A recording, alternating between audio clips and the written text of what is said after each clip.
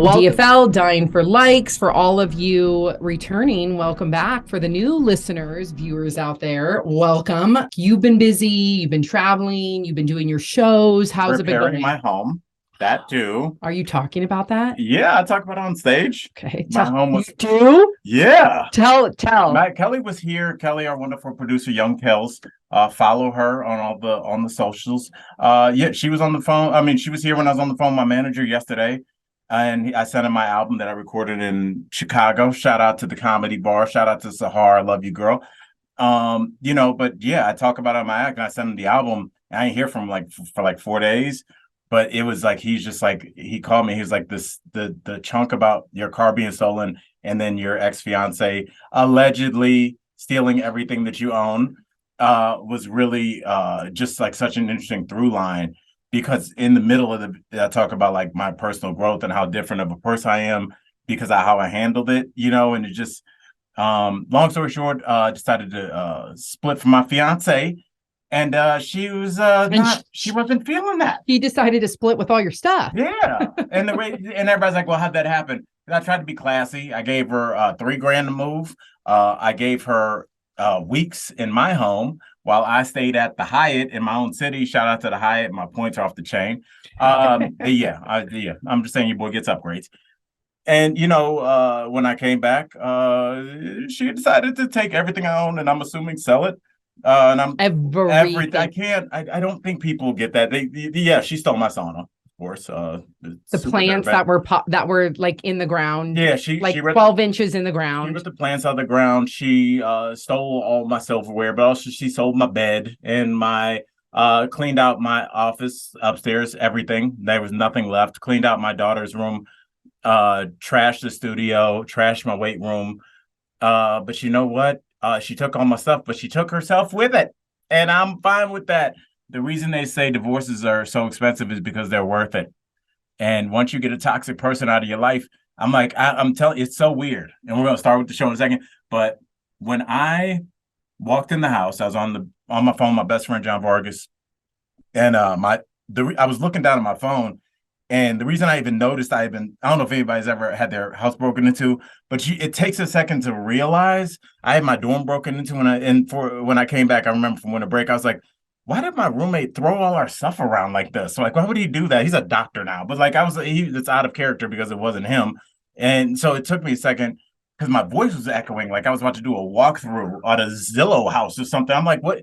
And I just looked to my right and my sofa was gone. I was like, all right. And then I just looked around and just the house was empty. And, so it's weird. I didn't call Sam or Jeff. I was in such a state of shock. It's so weird. I called Mark Eiglarsh from attorney our Mark show. Eiglarsh. Shout out to Mark Eiglarsh. Just a super former prosecutor, high, like powered, well-known defense attorney, criminal defense attorney in Miami, Florida. Super good dude. And you felt like, okay, I need to get some legal advice. Yeah, I'm not anti-energy and spirits and stuff, but like, I don't know what made me think to call him. Not even call my boy back like, yo, guess what happened? I called Mark Eiglarsh, somebody I've only texted with. And I was just like, I was sitting on a roll. My only thing was really left in my whole basement, besides the weight room. She left that. Was a rolling office chair. And I was sitting in the middle of my empty basement and I was on the phone with Mark. And when I got off the phone, he said something. I hope our listeners, viewers take this with them. He goes, you can spend the next 2 or 3 years chasing after a sauna and a bed and your stuff, or you can say this person is out of my life and I'll slowly accumulate new things but also be ready to take in new experiences. And I just like, I got off the phone with him and I sat and it was just like so quiet, and I just like, I swear to God, Sammy, I put both my hands up in the air like Rocky when he got to the top of the steps, and I was like, she's gone. Yeah. Like she just had that cloud like in the Hobbit movies, the one that just that eyeball that just like it looks for fun and like stamps it out. Like, or people laughing over there, why? And that's not me. That's not, and and as soon as like she was gone, all my friends were like, thank God, bro. Which was crazy because I didn't know how many people were just like, because when you're in it, you can't see how whack somebody is. So good luck to her.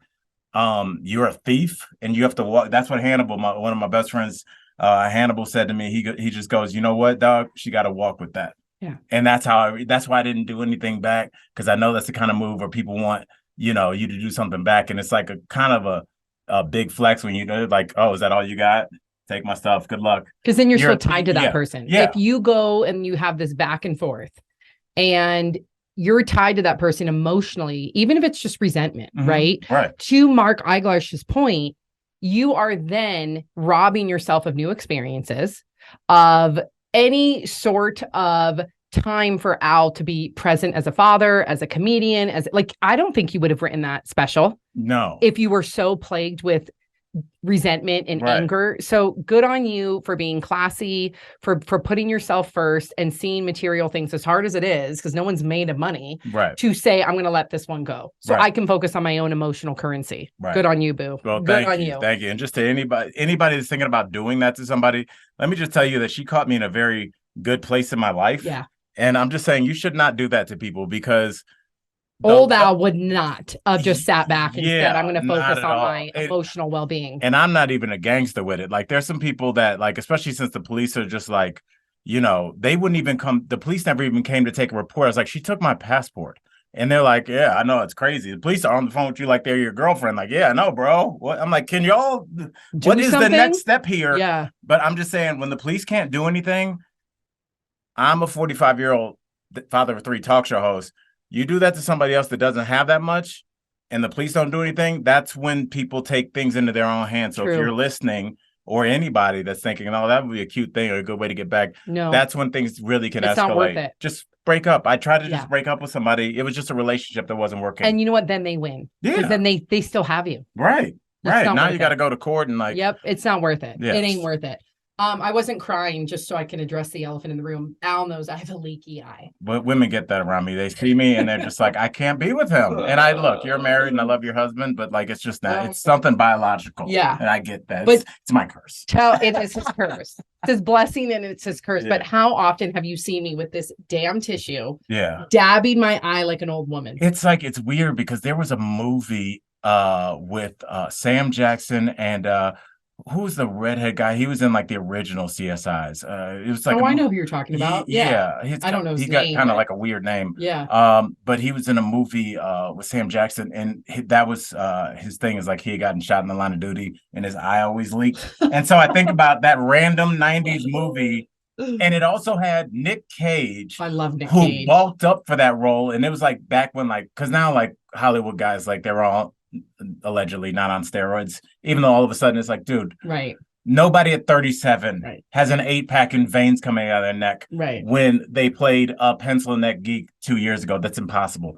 But good luck, guys.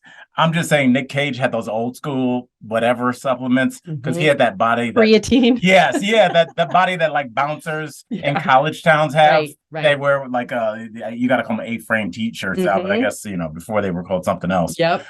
So yeah, it's just, but yeah, Nick Cage is in that. I think it's called not The Long Kiss Goodnight. We'll think of it. Kelly, can you find that at some point? But okay, we'll find that. Yes. But so that's who I remind you. Yes, a leaky eye. Sam Jackson had a leaky eye in that. Apparently, I have clogged eye ducts, and I'm going today to get them released. That's very sexy. But do you know how good that's gonna feel? Oh, I can't wait. I'm so excited. Yes, it's that's why I really, even though I can't watch the show and I actually text with every once in a while, Dr. Pimple Popper, I realize the idea satisfying letting that out. It's just I can't watch it. Women can. I can't. Nope. You can't watch it. I cannot watch Dr. Pimple Popper. That throws my theory off, because I always thought that women, because you guys have childbirth and just you think about us as a species, all the gross things that women have had to do, because there wasn't always hospitals when you had kids in 1812. In the prairie in Minnesota, it was just you and some scissors, hopefully, and some hot water and your placenta. Right. Yeah. So I thought biologically, maybe women just got used to there's some blood over there's some urine over there, where guys are we try and act tough with our muscles, but as soon as we see anything, we're like, oh no. Yeah. No, I'm all about I can't even watch childbirth on YouTube or whatnot. And I tried to for my own preparation. But for me, I'm totally fine talking about all those things. I think we need to talk about all those things. In fact, I did a whole episode on Pop Trigger, and Pop Trigger was a show I used to host on the Young Turks Network. And we're going to get to the episode. Don't worry. We just haven't done this in a while. Yes. But Pop Trigger, I did a whole hour like educating our youth, because Pop Trigger was primarily I would say like 16 to like 24 was our demographic. Right. And I did a whole hour about what it's like to be pregnant, what it's really like to give birth, and then what the aftermath is. Because nobody ever talked about that with me. I was shocked to realize what happened to my body after I gave birth, what happened to my body while pregnant, and what happened to my body during birth. Because you never see it in the movies. They just give you a perfect baby that's wrapped up, and it's like, okay, here you go. And it's like, it ain't that, bro. Yeah. So yeah. Yeah. If you want to hear all the dirty deets, go to Pop Trigger and you'll find it. Are you pointing listeners and viewers away from our No, show? I'm just saying they can listen to that too. And I still have my gloves on. Al loves making fun of these gloves. Yeah, Sam is gonna fight other homeless people behind a Burger King after the show, so we have to hurry up. Good luck. When I first met Al, he said to me, "What do you work on, a dock?" Yeah, you do have dock worker gloves. Those are like, hey, I fight guys for a little extra cash. Oh, but at least I don't drink Pedialyte. It is. Yeah, this is okay. This is like straight up. This is first of all, this ain't Who even Pedialyte. Drinks that? This is it's disgusting. You drink Pedialyte. This is Electrolyte. Same thing. Which is like, it sounds like it's that's from the dollar store company. No, yeah, it's like, honestly, I started drinking these back when I used to drink because they were good rehydrated, and now that I don't drink, I feel like it's better than water. No, I'm gonna give you a little tip here. I didn't know it's 130 calories. Yeah, I was just gonna tell you. And that's a lot of sodium. And a lot of sugar. So what I want you to do from going forward, if you want those electrolytes, you're going to do coconut water. Okay. Good old fashioned coconut water. There is going to be some fat and calories in there, but it's good fat. It's good calories that will help metabolize your fat. Okay. So you know how my proclivities in women, I don't mind a little fat. Mm-hmm. A lot of dudes don't. And I'm so tired of being underrepresented in that. It's always like, oh, body shame. It's like, y'all don't see that y'all have like stadiums full of dudes like we like that. Mm-hmm. Look at all the likes behind the plus size women. It's like, yeah, there's some haters and they're going to say terrible things because they hate themselves, but it has nothing to do with you women, trust me. But I'm just saying, stop focusing on those dudes. There's a lot of dudes over here with a pennant and a "you're number one" big foam finger. So y'all stop worrying about the haters and holler at us. It's true. Women come in all different shapes and sizes, and all are beautiful. All are. Well, yeah. All are. But it can't be all. Yes, all shapes and sizes. Then it's nothing. It's just like how everybody's on a journey. No, it's not a journey. Albert Jackson. It's subjective. You can have your preference, but I tell this to my daughter, Sophie, all shapes and sizes are beautiful. Except a few. Okay, there we go. Let's get started. Okay, so I just want to give like a full on almost trigger warning. This is a very graphic dying for likes. Okay. And of course, if you're a new listener / viewer, we dive into stories of individuals who literally are dying for likes. They are sacrificing their lives. They're doing stupid things. Some of the episodes have not been stupid. Some of them have been people that got caught in that, I would say, vicious cycle of it almost became lucrative and their day job to have, a social media account. And then they kind of are just trying to keep up with the Joneses in order to pay their bills. Other people, maybe they like the high.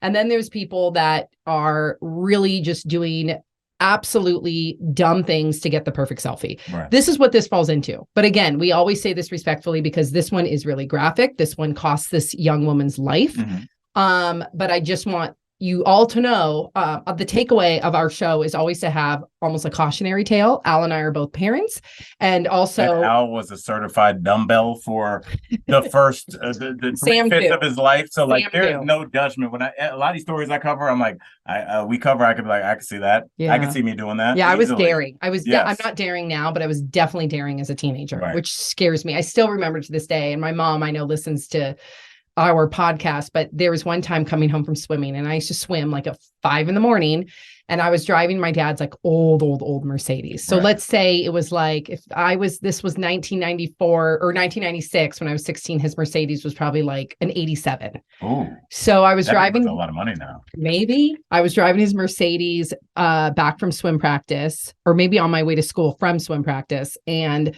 I wanted to see how fast it could go on the freeway. Sorry, Mom. So scary. And for about 10 seconds, like I went so fast that the steering wheel started to throttle. Yeah. Is that what you would call it? Yes. Started to shake. Like the car was about to like break down. Right. That was an old car you're pushing. That'd be like Going to a senior citizen home, be like, get up, get out of that wheelchair, for we're like gonna race. 125. So dumb, Yeah. so stupid. The stupidest thing I ever done. I've done many stupid things, but that was the stupid. And I did it all by myself, not for social media, just for like, oh, I wonder what's going to happen. So dumb. So dumb. Right. Wish I would have not done that, but whatever. We live and we learn. Okay, so this is a really sad story. We're going to begin with a young woman, 18 years old. Her name is Today. So Anna and her friend went to a train station. This was in the northeast part of Romania. And their whole point of going to this train station was to, quote unquote, because later her friend was interviewed by local investigators, quote unquote, to get the perfect selfie. Okay. The perfect Instagram. How many times have we heard that?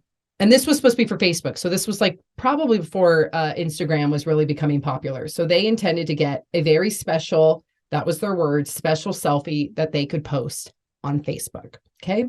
So what they did is they went to the train station and Anna laid on top of one of the trains. Now the trains they're not moving, but at the end of this, we are going to give you some facts about trains because they say even when a train isn't moving, don't approach it. They're very quiet, as big as they are. Like you don't know when all of a sudden they're going to start. They don't have schedules. We're going to get to all that. But anyway, and you guys stay tuned for tips about trains. Usually we simulcast it on PBS at 3:30 in the morning. So we're expecting to see you. Excuse me. I always want to give facts. Really? And I always want to have cautionary tales. Okay. That's the mom in me. So she laid on top of the train, and in order to get this perfect picture, she stuck her leg up. And what had happened was when her leg was in the air, it entered an electrical field surrounding the overhead cables, and it sent 27,000 volts through her body, her young body, causing her to immediately burst into flames. Now, I just want you to understand this. If that's not graphic enough, I'm going to give you all the details. Her friend, who was laying near her on another cart, sees this happen. Not only saw this happen, but because of the charge that hit Anna, her friend flew into the air because of the massive, almost quake, right? That you would say. Now, there was a pedestrian that witnessed the horrifying accident. And I guess the pedestrian kind of saw them first, like doing their thing on top of the trains, trying to get pictures, and screamed out, don't stick up your head, don't stick up your limbs, because he must have known that I would never think that me sticking up my... like, get down, expletive. Like, but would you think that you would enter some sort of like force field of that many volts? No, I always know that there's like an electrical charge, so sometimes like you shouldn't touch the rails, even if there's no train present. Yep. You just want to avoid train tracks. That's what we're going to talk about at the end. So like, Thank you. So I didn't know that though. So her friend went flying, the pedestrian ran over there. And let me talk about a brave pedestrian, because when you had already seen that one of the teenagers, Anna, is on fire, the other one went flying off the roof of the other stationary train. For him to be brave enough to go and attempt to save them is heroic and courageous. We do not know his name. And what had happened is that he tried to somehow soften the flames or get her to be at a place where he could assess what was happening, because he did call authorities. And I guess that was impossible. They ended up getting them airlifted. The 17-year-old friend, as of what we know, Kelly and I looked in to see what her whereabouts are now, but there was really little follow-up. Again, this was in Romania, but she, from what Kelly and I found, was recovering in the hospital, was able to communicate what had happened to the investigators. So we're hoping that she did not have any long-term physical damage. Now, mental damage, we'll get to that, because survivor's guilt, witnessing your friend burst into flames. And unfortunately, Anna, when she was airlifted to the hospital, 50% of her body was covered in severe burns, and they were not able to save her. She died. 18 years old, died because she wanted a special selfie. But I'm not going to shame her for it, because 18-year-old Sam would not think, if I went on top of a stationary train, that trying to get a cute picture on a stationary train would somehow light me on fire. Right. You wouldn't know that. And honestly, at 18 years old, you have to be looking at influencers, because famously, hopefully we'll get to this at some point, but this is one of the motivations for the show. There were a lot of influencers that were going to Chernobyl to take pictures, and those pictures yielded results. People like them, which is insane to me. But I'm sure if you are a person that's 18, obviously this happened way this preceded this horrible accident. But like when you're seeing things happen and you're like, well, why do I have 36 likes on my post? And this right. young woman that's the exact same age as me, looks like me, I think I look better than her, Right. has a 2.5 million. Like I want to get some of that. It's a natural human emotion. And I get it. I hope that, this generation, it does seem like when I talk to my daughter, this age, basically 15, but she's known nothing else but the internet. They do seem a little bit more savvy because they were born into it.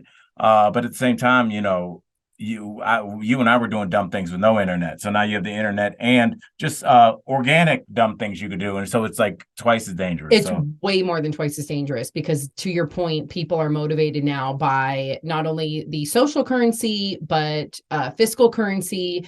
And then you can tie it into their self-esteem, their popularity. And that's where we need to change course as adults. Right. And we talk about it every time we do one of these Dying for Likes episodes. Something's got to give. I don't know if that means, and I get it, this is, capitalism at its finest. These companies, there's a reason why they have likes. So you can have that dopamine hit. So they can continue to get people engaged. But I would really like to see, and there is an ethics committee that we talked about in Silicon Valley that is trying to change things with these big platform social companies, where they've got to make sure that those dopamine hits, the algorithms, and I would even say like the likes button, like goes away. And I get it. Like I sound like an old fart over here, but at the end of the day, like I hope by the time my daughter is your daughter's age, that this is just that we've learned from the wild, wild west. Because right now there's zero regulation. And why is that any different from broadcast? This is the new broadcast. We have a ton. Al and I host a television show. If you haven't watched Daily Boss Live, tune in. What are you doing? It's a great show. We just took Ellen's time slot. So that should give you an indication that, we're making waves. We're making waves. Not bragging, just facts. Yeah, just facts. But listen, we have regulations for a reason. We can't just go on there and spew disinformation. Right. We can't even go on there and say, Sam, I don't give an F what you're saying right now. That's a problem. Just a letter of an intonation of something. And then the other medium, especially a medium that has more access to children of any age, that you can do it. Hey, kids, why don't you take some bleach? It's like, what? Yep. You're right. And disinformation, which disinformation, I'm sorry, like leads a lot of disenfranchised people to go down rabbit holes, and the insurrection happens. Mm-hmm. That's how it occurs. So I'm hoping that in time we can get away from all of this. Again, here's another example. Like I told you, an 18-year-old lost her life just so she could get that perfect selfie. I also want to talk about too, just because, with trains and everything, there was also a group, and this is recent because the video came out in May of this year and it went viral. And this was in Canada, of a group of teens trying to like outrun a train. Oh. And we don't know the details of them. Like, are they doing this for social media? My guess is yes, but regardless, that's why I was going to give some train facts, which I still am, because sounds like a threat to her. Look, if you guys don't pick up the retweets on the show, we're going to give train facts. All right, neither one of us wants that. Do you remember how you felt when you watched? Did you ever see Stand By Me? Yeah. And they're trying to outrun that train on that bridge, and then they jump off the bridge. You feel so anxious. Yes. And trains come out of nowhere, and I'll tell you why. Another tease to the train facts. Okay. Okay. We'll be looking at the analytics and be like, what were we talking about at minute 21? Where everybody tuned off. Dropped off a clip. Yeah. Everybody, all my eyes really leaking now. Okay. I'm so happy you're getting your eye. I can't imagine how annoying that is. You have no idea. It's one of those things where it's not debilitating, like, I tore my meniscus and I can't walk. At least like that's a thing and people get it. Just the eyes, just enough to annoy you, just enough for people to be like, are you okay? Oh, yeah. It's such a weird little thing. That's almost worse. Triggering for our co-host Tori, because it's triggering for her, like, to see people like weak, because, and she talks about this, she grew up with a mom that was chronically ill. Mm. So for her to see somebody like constantly like managing themselves and like it bothers her. So she gets really bothered by me. She's like, what do you have, tuberculosis? Like, it bothers her. I'm like, Tori, I'm trying, but it's Yes. it's triggering for her. Okay, so these daredevil teens, that's what they were called. They actually dodged the train, but they came this close to being hit by a train. And the video that went viral, some of you may have seen it, and thank God nobody died. But again, this was a group of teens, specifically trying to outrun a train, whether it was for a natural high or whether it was for like this great video that they could post Or a healthy on, combination of both. or a healthy combination of both. But they are okay. Those teens are okay. But to my point, let's talk about some train facts. Okay, here we go. So as far as like, this is why I want everybody listening, whether it's you or your child or your uncle in the Old West, sit needs down to get to Yuma. Sit down with them and talk to them about the dangers of trains and train tracks. Because here's the thing. In Canada, because we just spoke about a story in Canada, 100 Canadians a year are seriously injured or killed just by merely trespassing on railways. So just like, you know, I guess the little gate thing didn't go down, or maybe they're walking home on the tracks like I used to in Santa Cruz, California. Right. Don't do it. In here in the US, more than 400 trespass fatalities. And this is according to the Department of Transportation. And then as far as train facts, here we go. Drum roll, please. Here's why crossing tracks are dangerous, or even like taking tracks home like I used to do in Santa Cruz. So trains do not follow a set schedule. I had no idea. They don't have a set schedule. What? Nope. They're like rich kids. I'll do whatever I want. Yeah, I'm going to go this time. I'm good. I'm going to wait till everything's full. I said I'm going to go at 4. It's 5. I'll be there at 8. Yeah, it's okay. So they can come at any time of day from either direction. Scary. Okay. A train traveling at 55 miles per hour. How long do you think it takes them to stop? That's a good question. I would say it takes them 6 minutes to come to a What place. about measurement wise? Like feet, miles, yards? 2.5 miles. To stop. Yes. Okay. A train traveling at 55 miles per hour takes them a full mile to stop. Oh, More than a mile. So a mile and some change. Wow. That's a lot. That's a lot. That's incredible. Yeah. That's a lot. Okay. Also trains, their overhang, their railroad tracks are by 3 feet or more on either side. So even when you're not standing directly on the tracks, you risk being hit by a train by being on railroad property. Train's got those big hips. Yeah, I love that. Yeah, I'm here for it. And despite their size, Al, trains are relatively quiet, which is true. Like if you don't get like that red flashing light, which makes no noise, by the way, does it make a noise? I guess it just has a ding, ding, ding. Yeah, I guess. Yeah, I'm sorry. You're just continuing to describe my perfect woman. So I don't, wide hips, okay. Quiet, got it. Marches to the beat of her own drum. Yeah, I guess shows so. Up whenever. Here for it. Okay.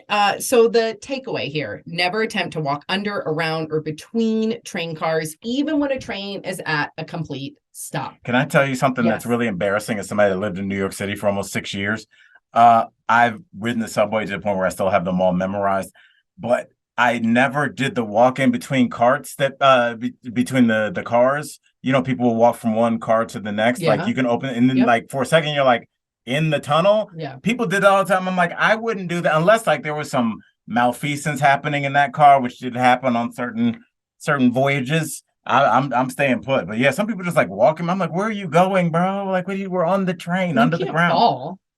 Until I do, and they'll be like, now we figured out one person can fall. Isn't there like barricades as you cross through? Yeah, but they're not, it's not like a MRI. You're not like trapped in there. It's like you can like see it'd be hard, but you could fall.